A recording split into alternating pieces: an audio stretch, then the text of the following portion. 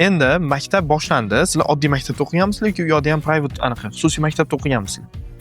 Ham private, ham public schoollar bor u yoqda, lekin Flex ko'pincha public schoolga qo'yadi. Chunki maqsad bundan haqiqiy amerikanskiy atmosfera bo'lishi kerak. Ya'ni o'quvchilar, ustozlar maktabgacha o'zi shunaqa bo'lishini xohlaydi. O'shaning uchun ham ko'pincha public schoolga qo'yishadi.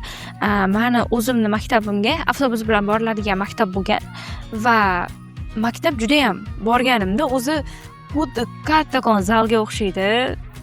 Maktab o'ta katta va o'quvchilar ham 2000 talab, shunaqa juda ko'p o'quvchi.